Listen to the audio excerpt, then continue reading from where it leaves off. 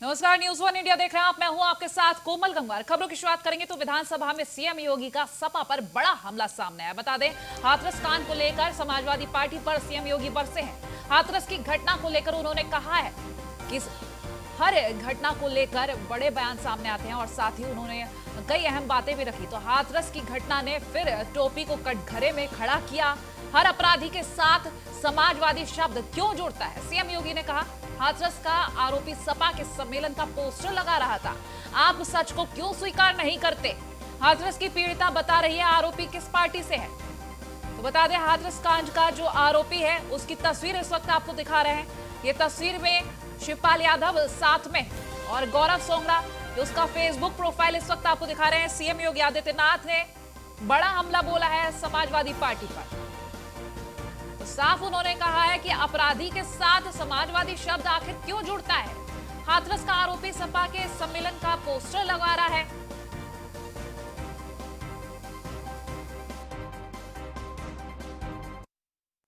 मैं गाली नहीं देता तो कल हाथरस में भी सा है। कल सोशल मीडिया में दिन भर चल रहा था कि टोपी वाला कौन। ये हाथरस की घटना ने कल इस टोपी के बारे को इस टोपी को फिर से कटघरे में खड़ा किया है।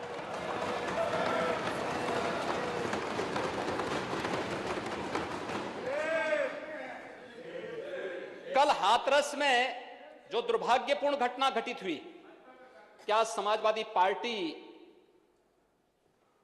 का उस अपराधी से कोई संबंध नहीं है क्या? और क्या हर अपराधी के साथ समाजवादी शब्द क्यों जुड़ जाता है? मैं यही पूछना चाहता हूं, क्यों जुड़ जाता है? ये कौन सी स्थिति है? ये कौन सी मजबूरी है? मैं वही कह रहा हूं ना, ये तो ये के साथ है। अरे आज वहां पे कोई रैली, आपकी आज रैली है ना, कोई टोका टोकी हो रही है। जब संसद में, जब विधानसभा में सत्य प्रलाप होगा, ये जो उसका बात कर रहे हैं, ये भाजपा के सांसद के साथ बैठे हैं। मैं यही पूछना चाहता हूं, आज वहां पे समाजवादी पार्टी की एक रैली है और रैली के पोस्टर उस अपराधी के द्वारा लगाए गए हैं और समाजवादी पार्टी के नेताओं के साथ लगाए गए हैं। ये क्या साबित करता है? ये क्या साबित करता है? मैं गाली नहीं देता तो कल हाथरस में भी साबित हुआ है। कल सोशल मीडिया में दिन भर चल रहा था कि टोपी कांड को लेकर कई बयान सामने आए। सीएम योगी आदित्यनाथ ने समाजवादी पार्टी को आड़े हाथों लिया और साफ कहा कि अपराधी के साथ समाजवादी नाम आखिर क्यों जुड़ता है, क्यों आप ये बात नहीं स्वीकारते। तो विधानसभा में सीएम योगी का बड़ा हमला सपा पर ये सामने आया है। जिस तरीके से अगर हम बात करें, विधानसभा में जो बयान दिए, जवाब दे रहे थे विपक्ष को, और उसी बीच ये बयान भी सामने है। हर अपराधी के साथ समाजवादी शब्द क्यों जुड़ता है? आखिर समाजवादी पार्टी क्यों स्वीकार नहीं करती अपनी गलती? तो हाथरस का आरोपी गौरव सोंगरा को लेकर ये बात कही गई। बता दें, गौरव सोंगरा के प्रोफाइल पर समाजवादी पार्टी से कनेक्शन साफ नजर आ रहा था। और हाथरस गोलीकांड पर एडीजी आगरा जोन राजीव कृष्ण का बयान सामने आया। मुख्य आरोपी गौरव शर्मा पर 1 लाख का इनाम घोषित किया गया है। पीड़िता के बयान के आधार पर दोषी पुलिसकर्मियों की जांच भी होगी। तो मुख्य आरोपी गौरव शर्मा पर 1 लाख रुपए का इनाम घोषित कर दिया गया है।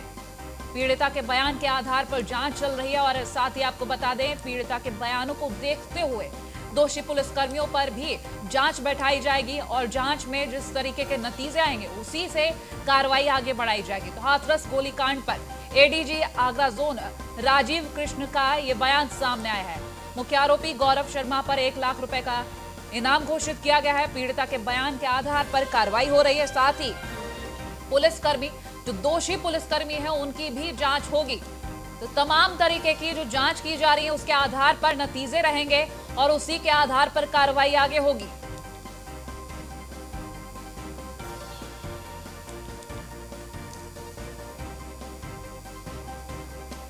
हाथरस गोलीकांड को लेकर ये अपडेट आप तक पहुंचा रहे हैं। एडीजी आगरा जोन राजीव कृष्ण का बयान सामने आया। मुख्य आरोपी गौरव शर्मा की अगर बात करें तो 1 लाख रुपए का इनाम घोषित कर दिया गया है उस पर।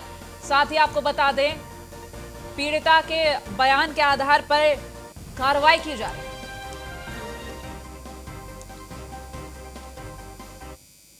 और सीधा लिए चलते हैं आपको विधान परिषद में, जहां सीएम योगी आदित्यनाथ संबोधित कर रहे हैं। कुछ नहीं लिखा जाएगा, कुछ नहीं लिखा जाएगा, आप बैठ जाइए। माननीय उत्तम जी, माननीय उत्तम जी, माननीय उत्तम जी, माननीय उत्तम जी, बैठिए, बैठिए, बैठिए।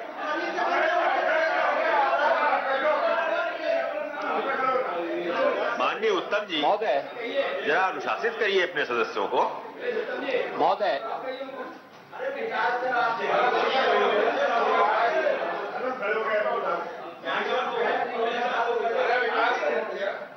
महोदय, अब विकास दर कितनी थी तो मैं ही बता रहा हूं। 15-16 में प्रदेश की प्रति व्यक्ति आय कितनी थी? 43,000।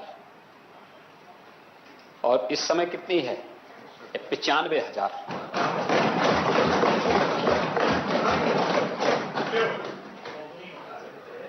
यानी इनके अपने एजेंडे होते हैं बोलने के, और अपनी बातों को ये लोग किस रूप में प्रस्तुत करने का प्रयास करते हैं। अपने 2 लाख करोड़ में आप प्रदेश को भारत की सबसे बड़ी अर्थव्यवस्था बना रहे थे, सबसे बड़ी अर्थव्यवस्था बना रहे थे। इसमें 66,000 करोड़ रुपए तो केवल हमारे शिक्षकों के वेतन पे ही खर्च हो जाते हैं। और अगर आज के दिन पर आप देखेंगे 5.5 लाख करोड़ रुपए के बजट को अगर आप देखेंगे, इसमें वेतन और भत्तों पे, सरकारी कर्मचारियों के वेतन और भत्तों पे कितना खर्च होता है, अगर आप थोड़ी भी अगर लोक लाज है तो मुझे लगता है कि अनुमान लगा सकते हैं कि उस समय बजट का कितना बड़ा पार्ट वेतन भत्तों के नाम पे खर्च होता था। विकास के नाम पर कुछ भी पैसा खर्च नहीं होता था, क्योंकि जितना बजट था वो सब तो उसी पे सब खर्च हो रहा था। लोक कल्याणकारी तो ये सोच ही नहीं थी, क्योंकि विकास के लिए तो महोदय एक सोच चाहिए। और अटल जी ने जो बात कही थी ना कि छोटे मन से कोई बड़ा नहीं होता और टूटे मन से कोई खड़ा नहीं होता है। बड़ा करिए मन, थोड़ा सरकार के साथ चलिए, बड़े विराट उसके साथ में एक विराटता को लेकर के चलिए, और वो विराटता प्रदेश के हित के बारे में, प्रदेश के विकास के बारे में, उस कार्य योजना को आगे बढ़ाने के लिए। और यह प्रदेश का वह एक सिनेरियो है जो आपके सामने मैंने प्रस्तुत किया है कि कैसे इसको एक एक करके आगे बढ़ाने का काम किया है।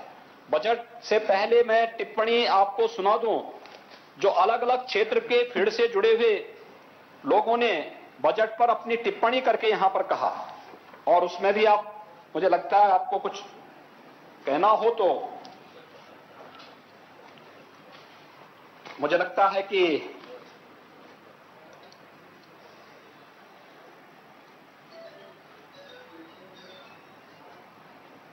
वोट से ज्यादा विकास पर जोर। नोट करिए, परंपरा से विपरीत चुनाव से पहले के आखिरी बजट में योगी सरकार ने लुभावनी घोषणाओं से परहेज करने का साहस दिखाया।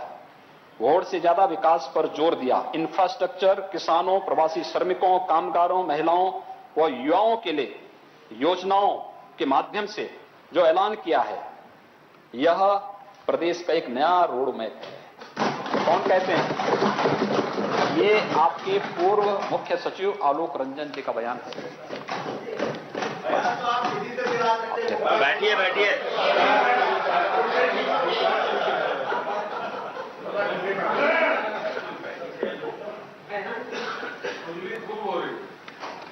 मुख्यमंत्री जी, मैं एक बात कहना चाहता हूँ। माननीय लाठर जी बैठ जाइए, लाठर जी बैठ जाइए, लाठर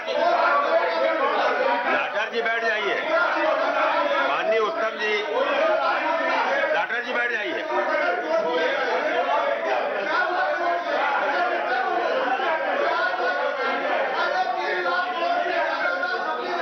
माननीय लाठर जी, अपना स्थान ग्रहण करिए। अनुशासनहीनता की अनुमति नहीं दी जाएगी। नहीं, गलत बात है, नहीं, गलत बात है। अपने स्थान बैठिए, सुनिए सुनिए, सुनने की भी हिम्मत रखिए। महोदय, सीआईआई ने, माननीय लाठर जी, उन्होंने इस बात के लिए कश्यप जी शांति बनाए। उन्होंने इस बात के लिए जोर, यानी सीआईआई ने इस पर बहुत अच्छे ढंग से कहा। उन्होंने कहा कि देखिए, आत्मनिर्भर उत्तर प्रदेश का आधार ये बजट बनेगा। आत्मनिर्भर उत्तर प्रदेश से आप लोगों को मुझे लगता है परहेज है क्या उत्तर प्रदेश आत्मनिर्भर नहीं बनना चाहिए? मुझे लगता है कि इसमें तो आपको कोई दिक्कत नहीं आनी चाहिए। प्रदेश को आत्मनिर्भर, स्वस्थ और सुरक्षित बनाने वाला बजट, यह चेयरमैन सीआईआई यूपी चैप्टर, उनके द्वारा यह वक्तव्य दिया गया। प्रदेश का बजट विकास की ओर बढ़ता हुआ बजट है। यानी ऐसे अलग अलग सेक्टर से जुड़े हुए लोगों ने, chairman PHD chamber of commerce Shri Lalit Khetan ने कहा कि उत्तर प्रदेश के इतिहास का यह आपका सबसे बड़ा बजट है। किसानों, युवाओं और महिलाओं के विकास पर केंद्रित है। कोरोना संक्रमण की आपदा में सभी उद्योगों को जो भारी नुकसान पहुंचा है, अनेक समस्याओं का सामना करना पड़ा। इस बजट से उद्योग जगत को एक नई उम्मीद दिखती है।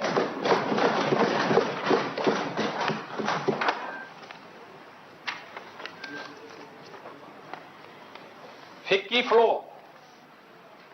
महिलाओं व बच्चों में कुपोषण की समस्या के निदान के लिए शुरू की गई मुख्यमंत्री सूक्ष्म कुपोषण योजना मां और बच्चे दोनों की सेहत सुधारेगी। इसके अलावा मुख्यमंत्री कन्या सुमंगला योजना और मुख्यमंत्री सामूहिक विवाह योजना भी मील के पत्थर साबित होंगे। फिक्की फ्लो, ये लखनऊ ने। महोदय, इस प्रकार से समाज के उन तबकों ने जो वास्तव में किसी पार्टी या किसी राजनीतिक दल से नहीं, लेकिन निरपेक्ष भाव के साथ समाज के में बैठ करके चिंतन करते हैं और उस फील्ड अपने क्षेत्र के विशेषज्ञ हैं, उनके द्वारा भी एक सकारात्मक पहल इस दिशा में की गई और उसमें उन्होंने बहुत सकारात्मक रुख सरकार के इस बजट के साथ दिखाया है। महोदय, अगर उपलब्धियों की बात मैं करूं तो सबसे पहली उपलब्धि तो यह है कि उत्तर प्रदेश देश का पहला राज्य है जिसने पेपरलेस बजट प्रस्तुत किया। टेक्नोलॉजी से बढ़ते हुए कदम, टेक्नोलॉजी के साथ जुड़ते हुए हम लोगों ने न केवल बजट को, बल्कि बजट से पहले कैबिनेट की बैठक होती है तो कैबिनेट की बैठक को भी ई कैबिनेट के साथ जोड़ने का कार्य किया था। ई कैबिनेट की बैठक के बाद हम लोगों ने 22 फरवरी को बजट प्रस्तुत किया वित्त मंत्री जी ने, और पहली बार पेपरलेस बजट प्रदेश के अंदर प्रस्तुत हुआ है। ये प्रदेश के लिए एक नई उपलब्धि है और उपलब्धि इस बात को लेकर के कि ये टेक्नोलॉजी प्रत्येक नागरिक के जीवन में कितना परिवर्तन का कारक बन सकती है। मैं तो इस बात को मानता हूं, टेक्नोलॉजी अगर नहीं होती, कोरोना महामारी में हम लोग इतनी बड़ी आबादी के जीवन में परिवर्तन नहीं ला पाते, हम नहीं फेस कर पाते इस चुनौती को। लेकिन टेक्नोलॉजी ने हमें पग पग पर सपोर्ट किया और उसका परिणाम क्या रहा कि हर एक स्तर पर प्रदेश का यह बजट प्रदेश को एक नई ऊंचाइयां प्रदान करता रहा। और महोदय, जिसका परिणाम है कि आज प्रदेश के अंदर जो 2021 का हमारा बजट है, यह अभूतपूर्व वृद्धि के साथ प्रदेश के अंदर प्रस्तुत किया गया। आप मान सकते हैं इस बारे में कि बजट प्रस्तुत करते समय प्रदेश सरकार को अपने उन सभी योजनाओं के बारे में रखना पड़ता है, खासतौर पर आय और व्यय के हिसाब में एक संतुलन बनाए रखना पड़ता है। इनकम को बढ़ाने का कार्य किस रूप में सरकार ने किया? अगर हम प्रदेश सरकार के फिजूल खर्ची को नहीं रोकते, हम प्रदेश के अंदर इनकम को नहीं बढ़ाते, क्या यह संभव था कि प्रदेश इतने बड़े बजट के साथ प्रदेश की आकांक्षाओं की पूर्ति करने के इस बजट को हम क्या ला पाते? और क्या प्रदेश आज जिस रूप में एक आत्मनिर्भर उत्तर प्रदेश की तरफ बढ़ रहा है, क्या इसको किया जा सकता था? असंभव था। और महोदय, इसीलिए हम लोगों ने इस पर विशेष ध्यान दिया जो राजस्व प्राप्ति की स्थिति है महोदय, 2016-17 में वाणिज्य कर से उस समय वैट था, जीएसटी नहीं था। उस समय प्रदेश के अंदर 16-17 में 51,882.88 करोड़ का लक्ष्य था। उतना अचीव नहीं हो पाता था। 2017 में, जुलाई 2017 में जीएसटी लागू हुआ। स्वाभाविक रूप से उसमें समय समय पे परिवर्तन भी होता गया। जीएसटी काउंसिल जैसे ही अलग अलग राज्यों के सुझाव आते थे, स्टेक होल्डर सुझाव देते थे, उसमें उस प्रकार का परिवर्तन उसमें करती थी। लेकिन हमने इसी प्रदेश के अंदर अपने वाणिज्य कर में भी व्यापक वृद्धि की, बिना किसी अन्य कर को लगाए हुए, बिना कोई कर प्रदेश की जनता पे थोपे हुए। और आज यह बढ़ करके 91,668 करोड़ रुपए तक ये पहुंच चुका है। नए प्रावधान के अंतर्गत 1 लाख करोड़ की सीमा पार करेगा, जो रोड मैप सरकार ने तय किया और जिस तेजी के साथ आगे बढ़ाया है। मुझे याद है एक्साइज का, 16-17 में एक्साइज ड्यूटी प्रदेश के अंदर कुल 14,000 करोड़ रुपए की भी नहीं मिल पाती थी, और महोदय यही 20-21 में 35,000 करोड़ रुपए तक मिलने लगी।